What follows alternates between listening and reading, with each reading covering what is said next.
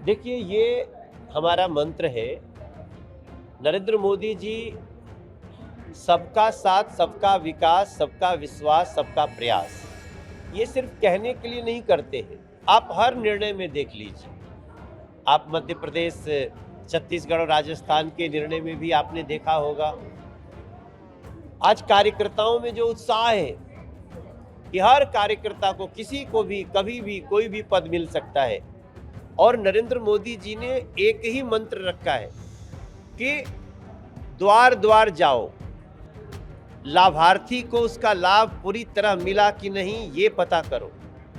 अगर कोई बचा है तो उसके पास जाओ। हम 4 करोड़ घर दे करके संतुष्ट नहीं है, हमें 4 करोड़ से आगे भी कोई अगर बेछत है तो हमको छत देना है।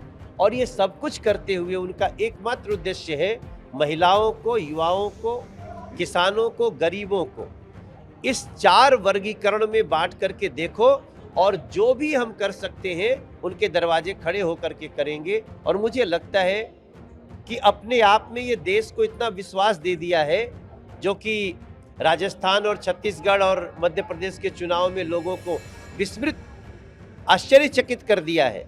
लेकिन वो मोदी जी का मंत्र है और मोदी की गारंटी पे अब लोगों को विश्वास। सर, इंडी ब्लॉक की तरफ से खड़गे जी का नाम जो है आगे आया एज अ पीएम कैंडिडेट। ऐसे में जेडीयू के एमएलए हैं गोपाल मंडल, उनका कहना है कि कौन ये खड़गे हैं, हम किसी को नहीं जानते।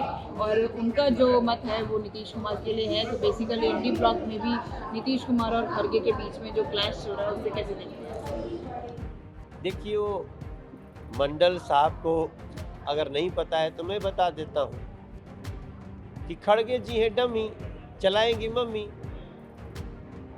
अगर नहीं पता है तो आप देख लीजिए पूरा इतिहास। कांग्रेस हमेशा ऐसे व्यक्ति को ही आगे करती है जो डमी हो, जिसका पन्ना कभी भी फाड़ा जा सके, जिसको कभी भी अपमानित किया जा सके। तो हम तो जब कह रहे हैं तो लोगों को दृश्य याद आएगा। तो यहाँ भी खड़गे जी, हम खड़गे जी का सम्मान करते हैं, लेकिन खड़गे जी सिर्फ और सिर्फ उस परिवार के डमी हैं, इसलिए उनको आगे करने की कोशिश हो रही है। लेकिन जिस दिन नाम आया, राहुल गांधी जी के चेहरे पे भी हवाइयाँ उड़ती दिख रही थी। हमारा मानना है कि ये जो अलायंस है, ये आपस में ही इनकी कुश्ती चल रही है, आपस में ही एक दूसरे को अपमानित भी कर रहे हैं और आपस में एक दूसरे को पटकनी भी दे रहे हैं। सर, एक आखिरी सवाल, आपने अभी मेडिसिन को लेके दिल्ली गवर्नमेंट में हॉस्पिटल में जो मेडिसिन को लेके स्कैम कर रहा है उस पर आपने क्वेश्चन करे, अब आपकी डिमांड क्या है? देखिए, हम सन्न हैं, हम शॉक्ड हैं।